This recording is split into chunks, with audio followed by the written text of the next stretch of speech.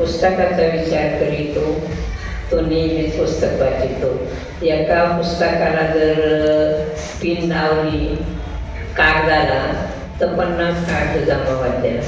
एका माणसाला जर पिन लावली तर इकडून 50 माणसं लगेच उठून जातात. तुम्हाला सांगते असं वाटत आहे मला. प्रत्येकाने हसू येतं तुम्हाला बाळावं माझ्या वाचनाचं, पण वाचनाने माणसाचा मेंदू चळचळतो. पण प्रत्येकाने थोडा मोबाईल कमी करा आणि पुस्तकाकडे वळा.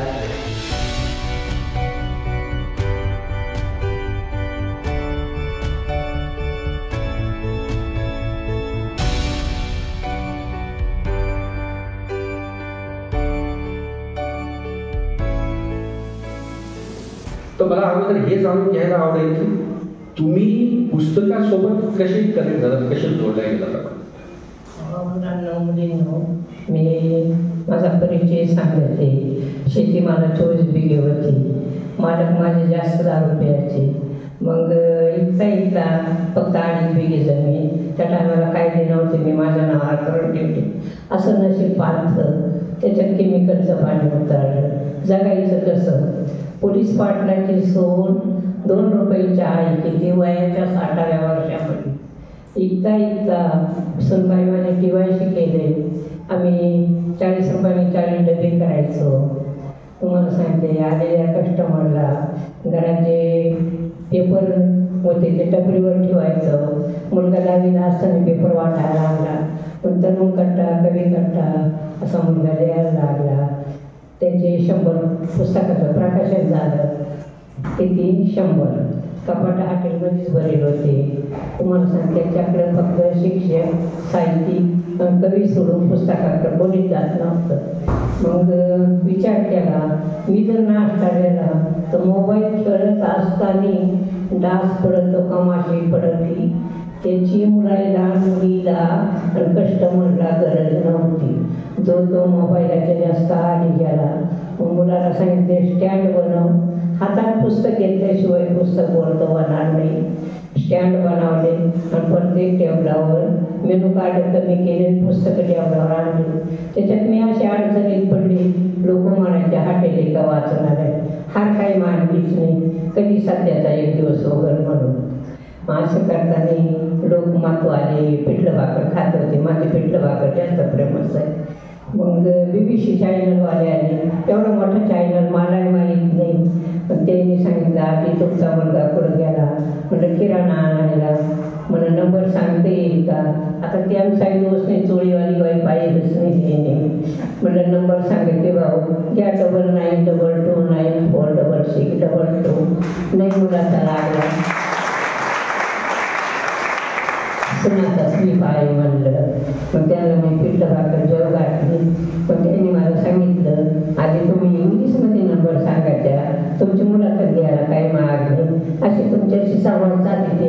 असंच संवाद साधला. त्यांनी माझी मुलाखत घेतली. पण त्यांना विनाम त्याच्या काय आजच बोलले माईकमध्ये, तुम्ही माझा मुलगा व्यवस्थित थांबवा. मुलाने सांगितलं, आई खूप छान बोलली म्हणून. मग पहिला पुरस्कार मला निलिमाताईच्या हातून रवींद्र नाटकामध्ये मिळाला. तिथं प्रत्येक जण तुम्ही टीव्ही पाहत्या, तुम्ही पेडणेकर, अमृता काळेकर, एक तांबे, एक हिरोनीचं नाव काय घेण्यात राहिलं नाही. पण पहिला पुरस्कार मला निलिमाताईच्या हातून मिळाला. पण पुरस्काराची सुरुवात झाली. हॉटेलची संकल्पना नेमकी कशी आली आणि त्याचा नेमका विकास कसा केला तुम्ही? सर्वप्रथम इथे बोलल्याबद्दल तुमच्या सगळ्यांचे आभार व्यक्त करतो. तसं मारझोड करणारे माझे वडील होते. त्यांचा सकाळचा चहामध्ये दारू होती. पण त्याही परिस्थितीमध्ये आईने कधीच माघार घेतली नाही. आपल्या मुलांसाठी ती झगडत राहिली, संघर्ष करत राहिली. म्हणजे प्रसंग असा सांगावा असं वाटतो की एक बाई आपला संसार जर वाचवायचा असेल तर ती नवऱ्याला सांगते की तुम्ही दारू प्यायला जाऊ नका. त्यावेळेस आई जेव्हा वडिलांच्या पायाला बिलगायची की दारू प्यायला बाहेर जाऊ नका. राम सेतू बांधताना अनेक गट होती. तर राम गेलेला जो काही सेतू बांधला त्याने सेतू तयार झाला. आपल्या आयुष्यामध्ये तुमच्या विद्यार्थी दशेमध्ये तुम्ही पुस्तकांना अभ्यास म्हणून जवळ कराल तर तुम्ही काहीतरी वेगळे बनाल. अभ्यासाचा वाचन ही फक्त अभ्यासासाठी नाही तर आपल्या आयुष्यामध्ये संयमासाठी सुद्धा आवश्यक आहे. वाचन हा संयम देतो आपल्याला. आणि जर तुम्ही वाचन हातात घेतलं, मला असं म्हणजे तुम्हाला उद्देशून विद्यार्थ्यांना सांगायचं आहे, आणि जर मी पुस्तक हातात घेतलं नसतं तर मी आज तुमच्यापर्यंत आलो नसतो. म्हणजे त्या खुर्चीत बसण्याचा प्रवास, ह्या खुर्चीत बसण्यापर्यंतचा प्रवास जो आहे, इथून इथपर्यंतचा प्रवास हा फक्त पुस्तकांनी झालेला आहे. आणि तो तुम्ही घ्यावा हे मला या ठिकाणी आवर्जून सांगावं वाटेल. निश्चितच तुमच्यापासून प्रेरणा घेऊन पुढच्या वर्षी बरेच तिथले विद्यार्थी तुम्हाला इथं दिसतील अशी ग्वाही मी तुम्हाला देतो. तुम्ही संकल्पना, पुस्तकाच्या हॉटेलची संकल्पना कशी डोक्यात आली, कसा विकास कसा झाला याबद्दल खूपच प्रेरणादायी अशा प्रकारचं मत तुम्ही व्यक्त केलं. परंतु तुमचा बायोडाटा वाचताना त्या हॉटेलचं वेगळेपण जे आहे, बऱ्याच ठिकाणी म्हणजे आपण बऱ्याच वाचनालयाला विजिट करत असतो. आईची शिदोरी, चित्रमय प्रबोधन, संस्कार गोष्टी, हे टायटल्स कसे आहेत, वेगळे आहेत. आणि त्या टायटलला वाचल्यानंतरच आपल्यामध्ये प्रचंड अशा प्रकारची जिज्ञासा तयार होते. माझ्या मनामध्ये निर्माण झालेली आहे आणि विद्यार्थ्यांच्याही मनामध्ये निर्माण झालेली आहे.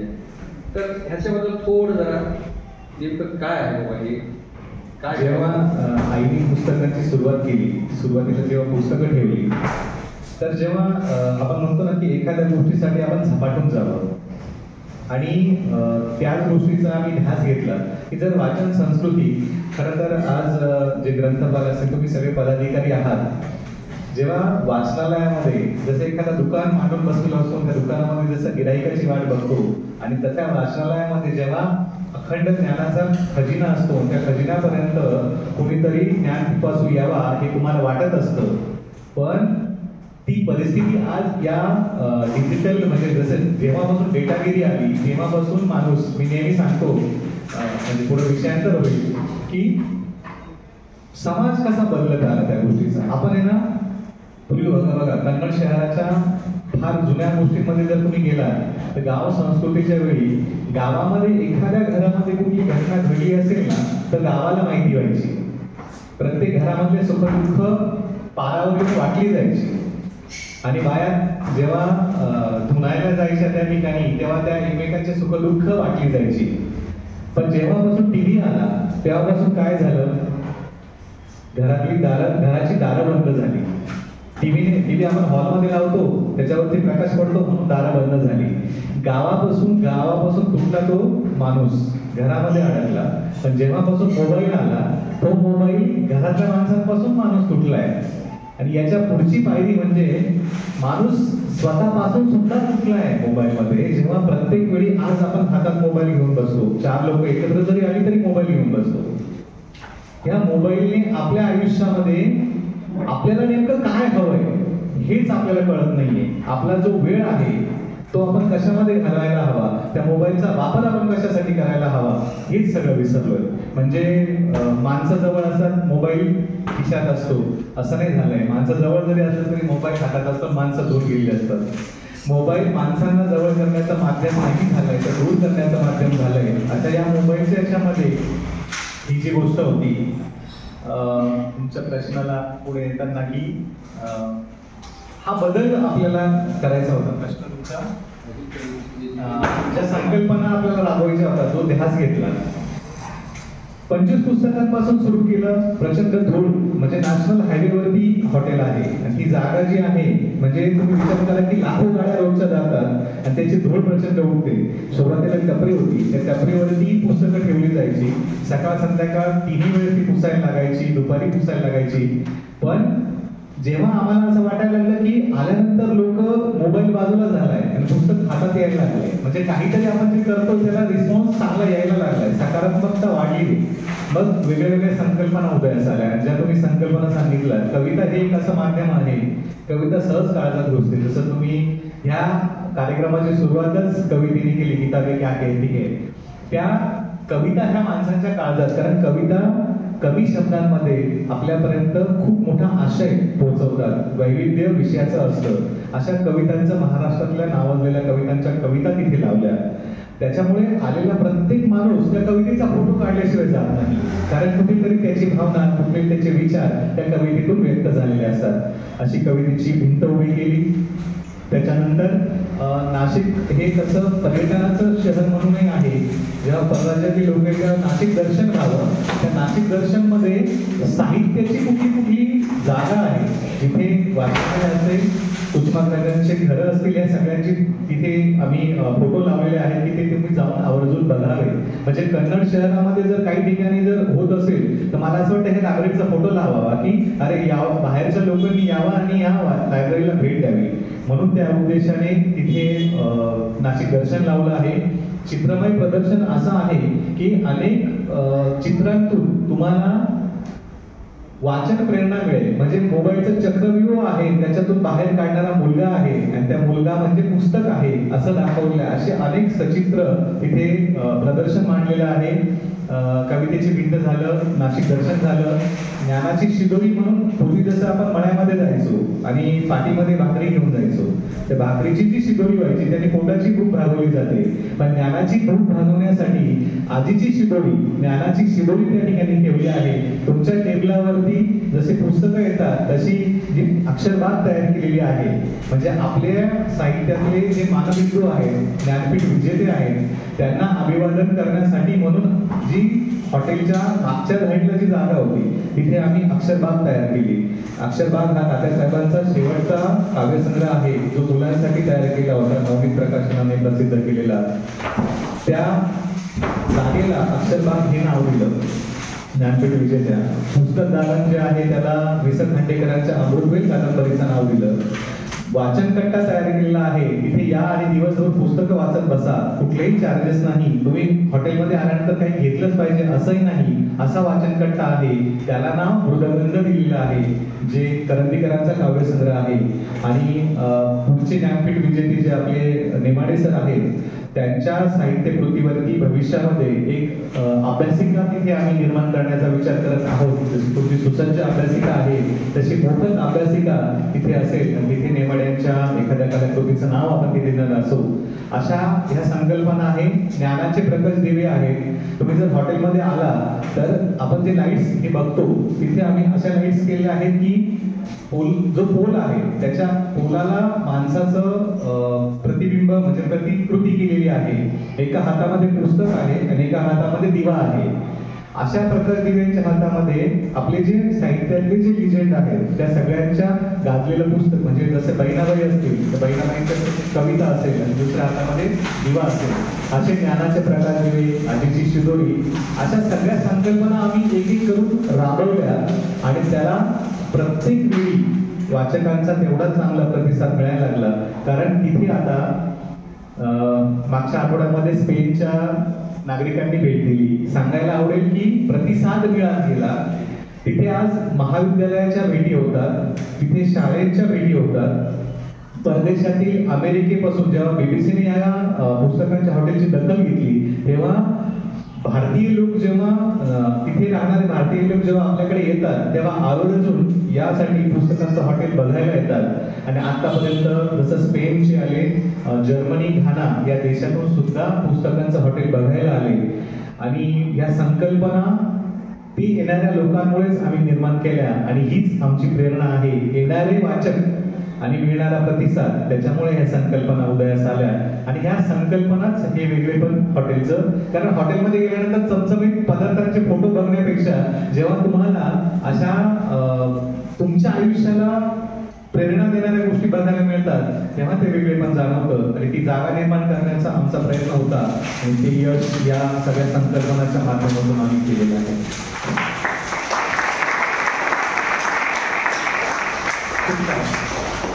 या हे जे काही वेगवेगळे उपक्रम सरांनी आता सांगितले त्याच्यातून आपल्याला एकच गोष्ट लक्षात येते की तुमचा वाचन प्रवास जो आहे तो अधिक सशक्त व्हावा त्याच्यासाठी ते सतत प्रयत्नशील आहे.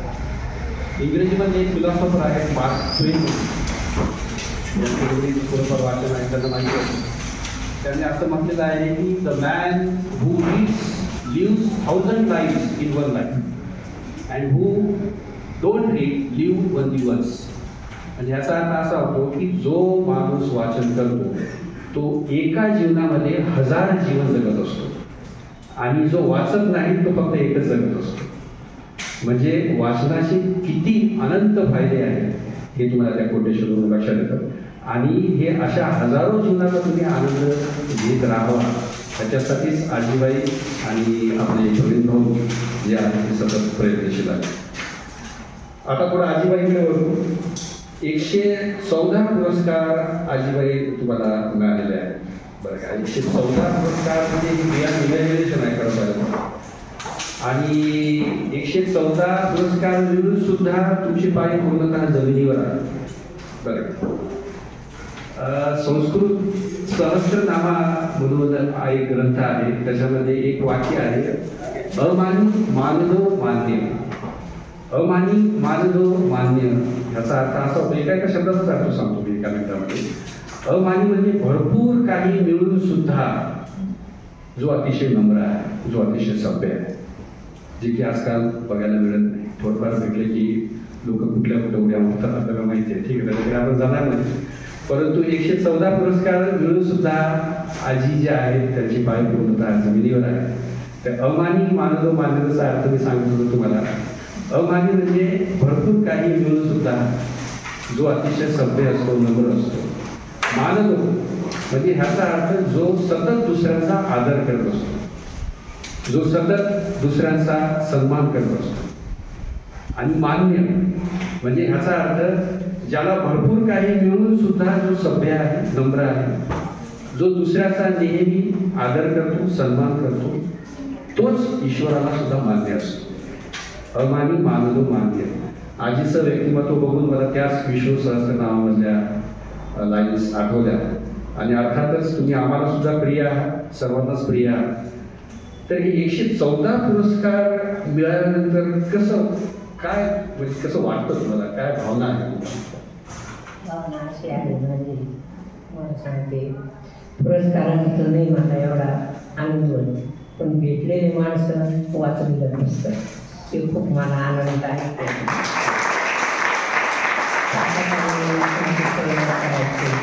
आणि आधीची शिदुरी म्हणून पण ते व्यक्ती येते ते आनंदाने टोपलं उघडून पुस्तक वाचत बसत. आणि माझी आदत पण पाटी पेन्शिलवर लिहायचा निवडायला असं येतं मला. माझ्या काळात पाटी जर फुटली तर येतच नव्हती. आता ते आनंदाने पाटीवर चित्र काढीत्या, लिहायच्या, पण आडरे वस्त्र 5 पानं वाचायच्या. आनंदाची गोष्ट आहे माझ्याकरता, खूप आनंददायी झाले. तुम्हाला सांगते, मी सुद्धा शर्मर त्यांच्याजवळ उभी राहते, उमरायला एकच सांगते, थोडंसं तुमचा वेळ घेते, ज्योतीनं देव पेटवा, साक्षांताची मशाल गाजवा, आता आणि विषयी गरीबाच्या पायात पडली वेळी, साक्षांताचा दिवा राहा घरोघरी, सुख समृद्धी तुमच्या दारी, स्त्री असो नाही तर पुरुष असो, चढ शिक्षणाची पायरी, अंगठा नको सही करू जीवन आपलं परिवर्तन बन. स्त्रिया तर माता शिक्षणाने ज्ञान देवता, देवा लावा ज्ञानाचा, विकास होतो देशाचा. शिकत राहा पुढं पाऊल टाकत राहा. डोळे असून वाचते नाही, हात असून लिहिते नाही, डोकं असून चालत नाही. आणि गेली वेळ परत येणार नाही आणि पश्चाताप करून उपयोग होत नाही बाळावर. त्याच्या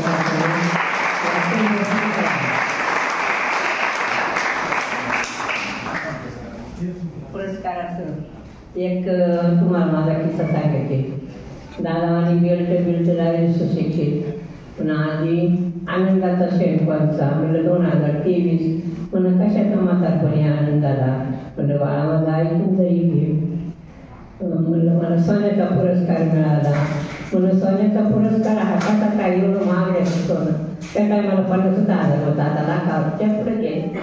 पण म्हणलं मी पुस्तकं पुशिते, एकदम भिकाऱ्याची मुलगी, अंगावर चांगले कपडे नाही, तर तिला दररोज मी खायची वस्तू पावाडा म्हणा, बिस्किट कपडा म्हणा, पैसे काही घेत नव्हते, खायची वस्तू द्यायची, पोट भागावं म्हणून. ती माझ्या पदर धरून लुडूर करायला लागली. म्हटलं बाळा मी तुला देते तरी आज तुला काय हवं आहे, तुझी इच्छा काय आहे, पण तिनं मला सांगितलं, आजी एवढी पुस्तकं तुझ्याजवळ आहे, तू एक माझ्या भावाला पुस्तक देऊ शकत नाही का? मी सांगितलं, बाळा तुला पुस्तक देते. शिवाजी महाराजांचं तिच्या भावाला पुस्तक दिलं.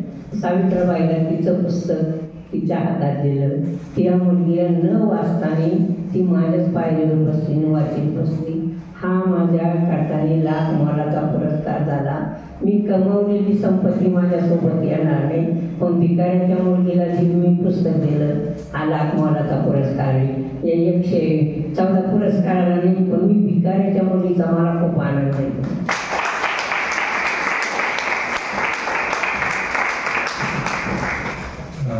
पुरस्कारांची मध्ये मागाशी आईने गोष्ट सांगितली ती गोष्ट की जेव्हा तळागाळातल्या लोकांपर्यंत वाचन संस्कृतीसाठी म्हणून ज्यांच्यापर्यंत पुस्तकच पोहोचत नाही त्यांना त्या पुस्तकाबद्दल त्या भिकाऱ्याच्या मुलीला पुस्तक घ्यावंसं वाटलं आणि तिला न वाचताही तिथेच येऊन ती पुस्तकाशी चालत होती, चित्र बघत होती. याच्यापेक्षा वेगळं सुख माणसाच्या आयुष्यात कसं काय असायला हवं. एक पुरस्काराची गोष्ट सांगतो. मगाशी आईने जे सांगितली, मुंबईचा जो रवींद्रनाथ टागोर मंदिराचा पुरस्कार होता, महाराष्ट्रातून 5 महिलांना पुरस्कार होता, महाराष्ट्राचा सकाळ सन्मान पुरस्कार होता. म्हणजे पुरस्काराची आठवण मला काय सांगावीशी वाटते, हे तुम्ही सगळे ज्येष्ठ आहात, आपल्याला आपल्या मुलांचं कौतुक होताना फार आवडत असतं. प्रत्येक आई वडिलांची ती हे असते की आपल्या मुलांनी जे काही यश प्राप्त केलं असतं त्याचं कौतुक असतं. पण मी असा एक भाग्यवान मुलगा आहे की मला माझ्या आईचं कौतुक होताना बघायला मिळतं. ते भाग्य माझ्या नशिबी आहे. आणि त्या मुंबईच्या रवींद्र नाट्य मंदिरामध्ये म्हणजे तुमच्या जे यंग जनरेशन आहे ना त्यांना सांगायचं मला की म्हणजे मी नाही म्हणतो हे रील जनरेशन आहे. स्क्रोल करतात तुम्ही, पण तुमचं आयुष्य स्क्रोल करायला लागले आहे त्याच्यामध्ये. तर या रील जनरेशनला ते उदाहरण सांगायचं याच्यासाठी आहे की ज्या 5 महिला होत्या त्याच्यामध्ये एक होती वाणी कपूर, एक होती भूमी पेडणेकर, एक होती अमृता खानविलकर आणि एक होती मानुषी छिल्लर आणि 5वी आई होती. आणि त्या रवींद्र नाट्य मंदिरामध्ये स्टँडिंग ओवेशन, पूर्ण रवींद्र नाट्य मंदिरामध्ये स्टँडिंग ओवेशन फक्त आईसाठी होतं. आयोजकांनी आम्हाला त्यावेळेस सांगितलं बाकी सगळे पुरस्कार रिअल होते आणि रिअल पुरस्कार एकमेव होता. त्याच्यासाठी आपल्या आयुष्यामध्ये आपण रीलवाल्यांना रिअल हिरो मानायचं, त्या रिअलवाल्यांना हिरो मानायचं हे ठरवायला हवं. अशा ही पुरस्काराची गोष्ट तीही आठवण आहे की महाराष्ट्रातून ज्या काही पडद्यावर दिसणाऱ्या असण्यापेक्षा पडद्यामागे राहून काम करणाऱ्या रिअल हिरोंचं आपण आपल्या अवतीभोवतीच असतात त्यांना आपण बघितलं पाहिजे. आणि खरं तर ती अनुभव माझ्यासाठीही खूप समृद्ध करणारा होता आणि प्राऊड फील करणारा होता. तुमच्या सोबतच आम्हा सर्वांना सुद्धा प्राऊड फील होणारा असा मोमेंट आहे. आता मोबाईलबद्दल बोलत असताना आजीनं सांगितलं, आता ही कन्सेप्ट तुम्ही सुद्धा ऐकली असेल काही जणांनी, फोमो आणि जोमो. फोमो सगळ्यांचं लक्ष आहे का? बॅक मागं असलेले विद्यार्थी हे बघा, जे अतिशय काळजीपूर्वक ऐकणार आहे आणि काळजीपूर्वक ऐकून चांगले प्रश्न जो विचारणार आहे त्यांचा सुद्धा आपण यथोचित सत्कार आजीबाईच्या हस्ते करणार आहोत. आम्ही तुमच्या प्रश्नाची वाट बघत आहोत बरं का, त्याच्यामुळे केअरफुली लक्ष द्या आजीबाई काय सांगत आहेत ते. फोमोचा अर्थ होतो फिअर ऑफ मिसिंग आउट. सारखं सतत स्क्रीनवर बघत राहा. कोणाचा व्हॉट्सअप मेसेज आलाय, कोणाचं इंस्टाग्राम नोटिफिकेशन आलंय, मी काही मिस तर केली नाही का. बरं, ही सतत भीती सायकोलॉजिकली आपल्या डोक्यामध्ये वावरते. त्याच्यामध्ये वर्ल्ड हेल्थ ऑर्गनायझेशनने सुद्धा त्याच्यामध्ये डिटेल्स दिलेले आहे. Fear of missing out. बरं, म्हणजे माझ्याकडून ते मिस होतंय का बाबा, त्या चिंतेमध्ये आपण सतत वावरत आहोत आजकाल आणि त्याच्यामुळे भरपूर आपल्या माणसाचं नुकसान होत असतं. परंतु आजीबाईसारखे व्यक्तिमत्व जेव्हा आपल्यामध्ये उपस्थित होतात आणि त्यांची प्रेरणादायक कहाणी आपल्याला सांगत असतात, त्यांच्या संवादामार्फत आपल्याला काही ना काहीतरी गोष्टी सांगायचा प्रयत्न करत असतात, तेव्हा मात्र जोमो येतो. जोमोचा अर्थ काय होतो? Joy of missing out. म्हणजे मिस जरी झालं तरी आपल्याला भरपूर आनंद हा संवाद देऊन जातो. या संवादातून भरपूर प्रेरणादायी गोष्टी आपल्याला लक्षात येत आहेत. तुम्ही सुरुवातीची क्लिप जर का केअरफुल बघितली असेल तर त्याच्यामध्ये एक सेल्फी पॉईंट होता. बरं का, आजकाल म्हणजे काय, सेल्फी पॉईंट शिवाय कुठं आपण जातच नाही. कुठेही जरी गेलं तरी अगोदर सेल्फी पॉईंट कुठं आहे तो बघत असतो आपण. आता ते सेल्फी पॉईंट बऱ्याच वेळेस सेल्फी किती दाखवायच्या, का दाखवायच्या, आणि सतत जर का आपण सेल्फी काढत असू तर त्याचं सायकोलॉजिकल विश्लेषण आपण इथं करणार नाही. परंतु एक गोष्ट नक्की, जर का प्रमाणापेक्षा जास्त तुम्ही सेल्फी काढत असाल तर तुम्हाला त्याचं आत्मपरीक्षण करावं लागेल. तर त्या सेल्फी पॉईंटवर बघा 2 वाक्य होते खाली. एक आहे तुमचं आयुष्य समृद्ध करणाऱ्या 2च गोष्टी असतात. एक आहे वाचलेली पुस्तकं, जे आता राजेला सांगितलं होतं, आणि दुसरं सांगता येईल कोणाला? एक होतं वाचलेली पुस्तकं. ठीक आहे, आयुष्यामध्ये 2च गोष्टी तुमचं आयुष्य समृद्ध करत असतात आणि खरोखरच करतात. हे फक्त काही ना काहीतरी माहिती बोलायचं म्हणून मी बोलत नाही. एक आहे वाचलेली पुस्तकं आणि दुसरं आरती सांगतो तुम्हाला. दुसरं आहे घेतलेली माणसं. ठीक आहे, त्या 2च गोष्टी तुमचं आयुष्य समृद्ध करत असतात. आणि अशी आयुष्य समृद्ध करणारी माणसं तुमच्या सहवासात यावा, तुमच्याशी संवाद साधावा. ह्याच्यासाठीच बाळासाहेब पवार सार्वजनिक वाचनालयाने आजचा हा मुलाखतीचा कार्यक्रम आयोजित केला आहे. त्यांच्या आजीबाईच्या संवादातूनच तुमचा समृद्धीचा प्रवास सुरू होणार आहे, सुरू होईल अशी अपेक्षा या मुलाखतीतून व्यक्त करतो. आजीबाई, आजकाल आणखीन एक मुद्दा तुम्हाला म्हणजे विचारायचा आहे. वय वर्ष तुमचं 75 आहे. आजकाल 40 झाली की ब्लड टेस्ट सुरू होतात आमच्या सर्वांच्या. 50 नंतर गुडघ्याचे प्रॉब्लेम सुरू होतात. मला तुमच्या डोळ्याला चष्मा सुद्धा दिसत नाही. 75 वर्षाचा असून खणखणीत त्या बोलतात, त्यांना अतिशय व्यवस्थित दिसतं, ऐकू येतं. आणि वाचन चळवळीसारख्या अतिशय महत्वाच्या उपक्रमामध्ये अतिशय सक्रिय. काय वाचन सिक्रेट, काय रहस्य, काय तुमच्या तब्येतीचं? तेव्हा मुलांना मी पहाटे 5ला उठले, अजूनही 500 पेपरात पुरवणे टाकले. आज सुद्धा मी घरातून 6ला गेले, 500 पेपरात पुरवणे टाकून आले करता. खोटं मी बोलणार एखाद्या मागण्या माझ्या मुलगा पण पेपर टाकून आला. आमच्या कष्टाला पर्याय नाही. प्रत्येकाने त्याच्या करताना तुम्हाला सांगते, भेटलेले माणसं, वाचलेलं पुस्तक, न्यूज पेपर आईवडिलांनी जरी लावला, जगाच्या बातम्या आपल्या घरात पाहिजे. माझे बंधू जेडपीमध्ये होते. आता मी तुम्हाला थोडक्यात सांगितले, जास्त वेळ तुमचा घेत नाही. माझ्या बंधूने एकच सांगितलं, आता तो काय केलं, दारूदार पोरी न्यायला लावलं. म्हणलं भाऊ, माझी चूल मला पेटवायची. तो श्रीमंत होता, मी गरीब होते. मग कमीपणा वाटला त्याला. मी भावाला एकच सांगितलं, जगाच्या बातम्या माझ्या हातात आहे. माझी बातमी जेव्हा तुझ्या हातात येईल तेव्हा तू नाराज होईल म्हणलं. पुरस्कार मिळाला वाळावं. माझ्या भावाने तळेगावापासून तर दिंडोरी तालुक्यात बॅनर लावले आणि अख्ख्या गावाला माझं तिला भाषण ठेवलं. हा माझा खूप आनंदाचा क्षण.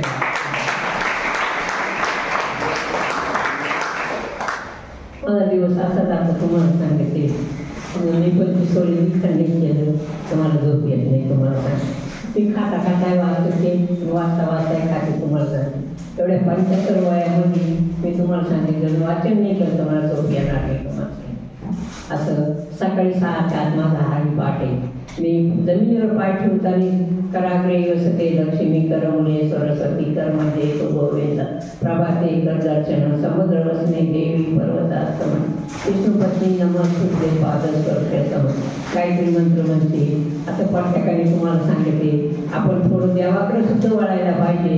काहीतरी मंत्र म्हणायला पाहिजे. आईवडिलांचं दर्शन घ्यायला पाहिजे. तुम्ही प्रत्येकानेच मंदिरात जायची काही गरज नाही आहे. प्रत्येकाला घरात आई वडील दप्तर पाठीला लावलं आणि आई वडिलांचं दर्शन घ्यायचं तुम्हाला सांगते. अशी सुद्धा माझी इच्छा आहे. मुलांना तुम्हाला हात जोडून विनंती करून सांगते, आई वडील हे देवच आहे, त्यांचं दर्शन प्रत्येकाने घेतलंच पाहिजे तुम्हाला सांगते. मुलगा आता 42 वर्षाचा झाला, 82ची जन्म आहे त्याचा. पण अजून गाडीला हात लावताना आईच्या पायावर डोकं ठेवून मग गाडीला हात लागतो. बरं तुम्हाला सांगते मी अजून एक माझी 5वीची कविता 5-6 आठवाच्या, पण एक कविता म्हणणार आहे. तुम्हाला जास्त वेळ म्हणतो का? बोर झाले का तुम्ही? कविता ऐकायच्या का भागाच्या विद्यार्थ्यांनी? या बा नागपंचमीच्या सणी गाड्या पिंगावाऱ्या माझ्या बरसात सुखी आहे पोरसांनी ही कविता पाठ. पण सूर्यावर म्हणते तुम्हाला सांगायचे. बघ आई आकाशात सूर्य कसा आला, पांघरुणी अंगावर बरदरी शेला, निळ्या आभाळात कांब सोनेरी मोतियाच्या गावल्यात आत झालरी, केशराचा सडा पडला भुईवरी, डौलत आली त्याची स्वारी, डोंगराच्या आढुनिया डोकवितो हाळू, गुलाबाचे फुल लागला उजळू, मंदवाळ जागवितो सगळ्या जगाला, ओटा ओटा मन तेच भास्कर आला. माझं शिक्षण होतं आईपासून सुरुवात होती, शेवटचा ज्ञान म्हणजे ज्ञानेश्वरापर्यंत नेऊन पोषित होतं. आता इंग्लिशची गरज आहे तुम्हाला, इंग्रजी शिका, हिंदी शिका, पण मराठी पण शिका तुम्हाला सांगितलं.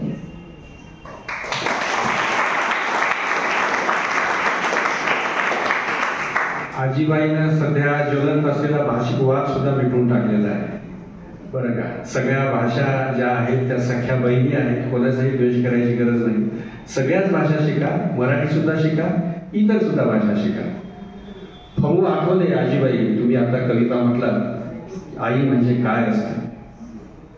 आई म्हणजे लेकराची माय असते, दुधावरची साय असते. आई म्हणजे वासराची गाय असते.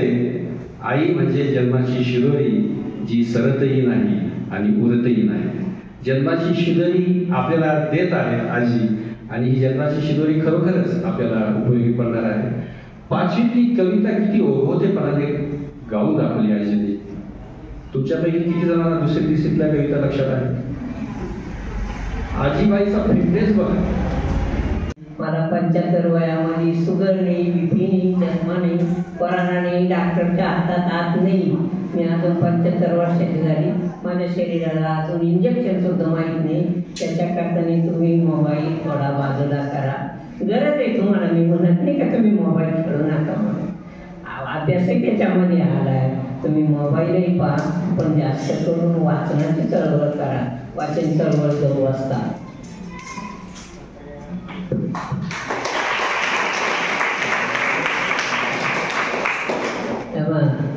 पहिली माझी ओळख सावित्रीला, शिक्षणाचा मार्ग दाखविला, बोटाचा केला कलर, जमिनीची केली पाठी, तवा झाल्या त्या ज्योती क्रांती. सावित्राबाई शिकल्या म्हणून मी शिकले आता 5वी.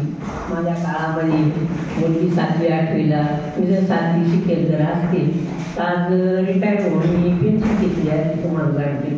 पण माझे मालक चांगले नव्हते म्हणून मी पण घडले तुम्हाला सांगते, म्हणून तुमच्यापर्यंत पोहोचले.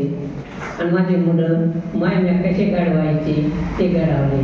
असं आनंद सांगायला वाटतो. मुली हो तुम्ही ऐका माझं, मी प्रेमाची तुमची आजी. माझ्या मुलाचा मुलीचा 12 वर्षाचा फरक आहे.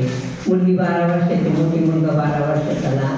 लहान भावानी बहिणीचे मुलं कम्प्युटर इंजिनियर केले. सगळे 3 गावाला 3 ठिकाणी सर्व्हिस जाईल. पगारही त्यांना चांगले सगळे पगारावर ठेवले. आणि त्याशिवाय माझ्या घरात माझी सुनबाई TYC केले. ती सुगरणीचा पाप आहे तुम्हाला सांगते. मुलापेक्षा सुनाला 101% मार्क आहे माझ्याकडून तुम्हाला सांगते. मुलं जर पाऊस आला किंवा मामाने घेऊन गेली होती, पावसाळ्याचे दिवस रात्री 5 मिनिटं लेट झाले तरी माझी सुनबाई फोन करायची, दादा दिदी झाडाखाली उभे राहू नका, लागलं तर शाळा थांबा. एवढी काळजी माझ्या सुनबाईने घेतली तुम्हाला सांगते. माझं आयुष्य माझ्या सुनामुलाला लाभो एवढीच माझी परमेश्वराला मागणी.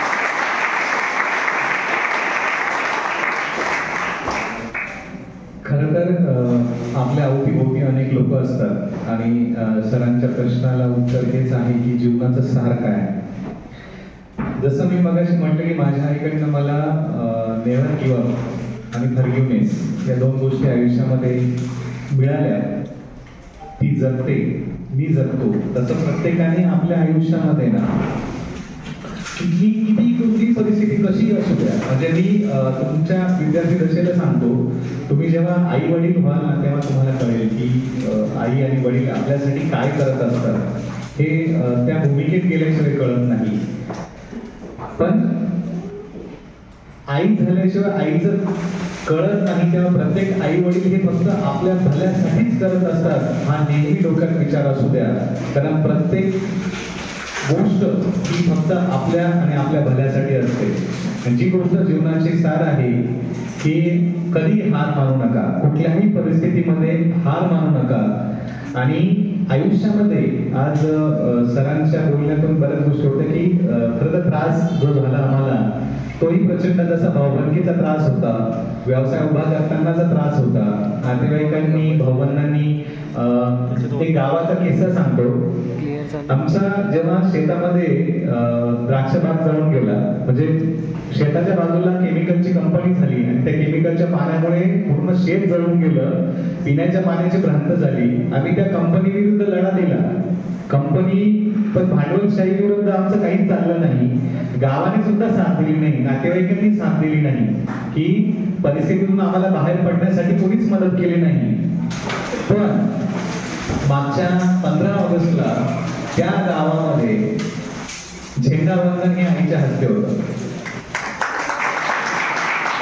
आपल्या आयुष्यामध्ये आपण जर संयम ठेवला की ज्या गावाने साथ दिली नाही, उभं राहण्यासाठी पाठबळ देण्यासाठी त्या गावाचा सर्वोच्च जो झेंडावंदनाचा सन्मान आहे तो आईला मिळाला, त्याच्यापेक्षा भाग्य आपल्या आयुष्यामध्ये कसा काय असायला हवं.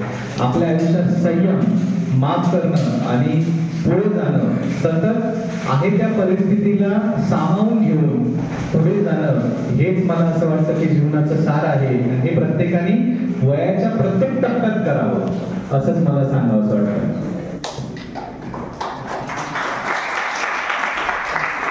कहाँ कमी रहेगी है, देखो सोचो समझा करो, कोशिश करने वालों की हार नहीं होती, कुछ किए बिना जय जयकार नहीं होती.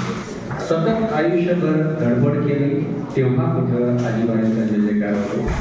आपण आता मुलाखतीच्या शेवटच्या भागाकडे आहोत आणि आता माईक माझ्याकडून तुमच्याकडे येणार आहे. तर विद्यार्थी बंधू आणि भगिनी, जर का तुम्हाला काही प्रश्न पडले असतील, पडायलाच पाहिजे खरं पाहिजे तर तुमचं स्वागत आहे.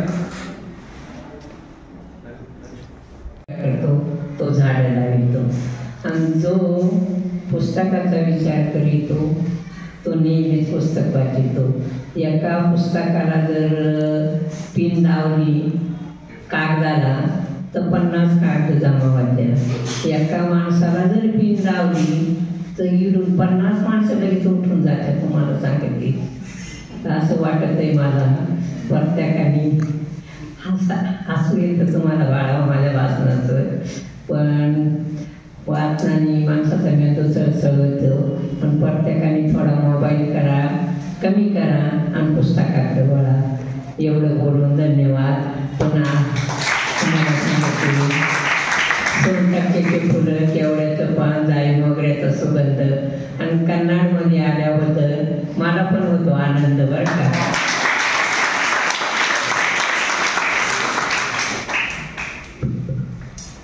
प्रवीण भाऊ, जाता जाता काही मुलांसाठी विद्यार्थ्यांसाठी. खरं तर हा संवाद कधी प्रत्येक व्यक्ती एक पुस्तक असतं, जसं मग म्हटलं मी तसं. तुम्हाला जेव्हा दुःखाची भावना असेल, त्या दुःखातून उभारी घ्यायची असेल, म्हणजे तुमची मनस्थिती कशी असेल, त्या मनस्थितीमध्ये तुम्हाला त्यातून बाहेर काढण्यासाठी किंवा त्या मनस्थितीला शांत करण्यासाठी तुम्हाला पुस्तक हे नेहमी आधार देत राहील. अगदी जर सांगायचं झालं तुमच्यासाठी, जर तुम्हाला वाचनाची सवयच नसेल, तुम्ही वपू घ्या, हातामध्ये वपूरचा घ्या. जसं वपू सांगतात कुठले पान उलगडा आणि तिथून सुरुवात करा. हे वपूरचा हे तुमच्या जीवनाचा सार आहे. म्हणजे तुम्ही तिथून सुरुवात करा. तुम्हाला वाचनाची सवयच नसेल, वपूरचा घ्या, कुठलंही पान उघडा आणि वाचायला सुरुवात करा.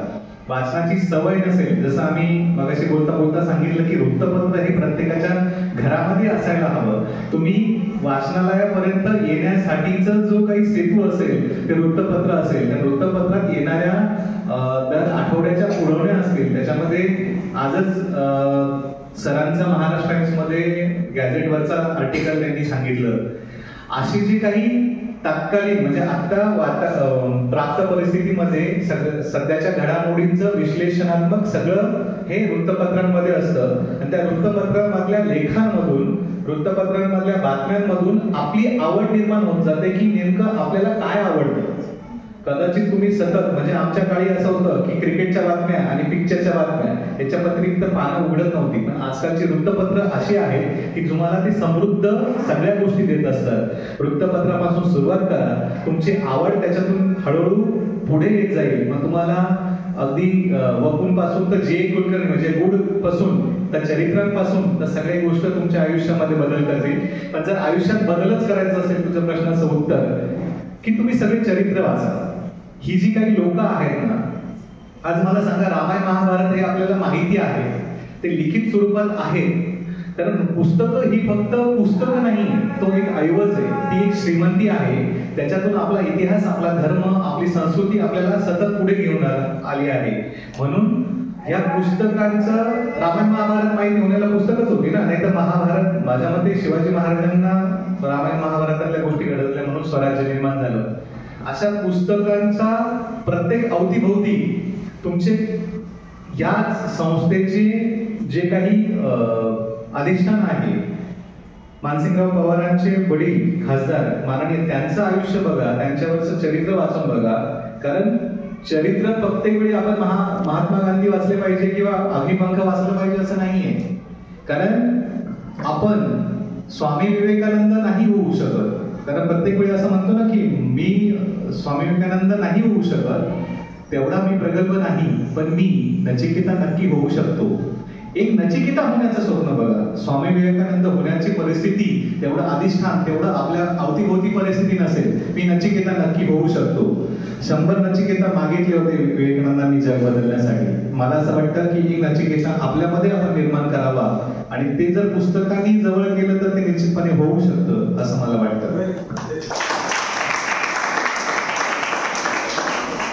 धन्यवाद सर. 75 वर्षांच्या आजीचा प्रवास आपण सर्वांनी जाणून घेण्याचा प्रयत्न केलेला आहे आणि अतिशय समृद्ध असा प्रवास त्यांचा आहे. अशी आशा आहे की आपण सर्वजण त्यांच्यापासून काही ना काहीतरी प्रेरणा घेऊन भविष्यामध्ये काही ना काहीतरी सकारात्मक करण्याचा प्रयत्न करूया. आपण वाचन चळवळ रुजवत असताना अनेक अडचणी येतात. आजचा काळ पाहावा तसा समाधानकारक नाही. अनेक अडचणी आहेत. राजकारणापासून, समाजकारणापासून, अर्थकारणापासून सगळ्या क्षेत्रामध्ये वेगवेगळ्या प्रकारच्या अडचणी आहेत आणि नाचा पाढा वाचणारे सुद्धा बरेच जण आहेत.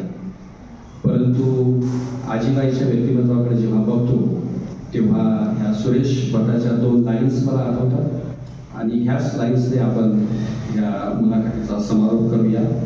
हे असे आहे तरी पण, हे असे आहे तरी पण, हे असे असणार नाही. दिवस आमचा येत आहे, तो घरी बसणार नाही. तर ह्या सकारात्मक नोटवर आपण इथे थांबूया.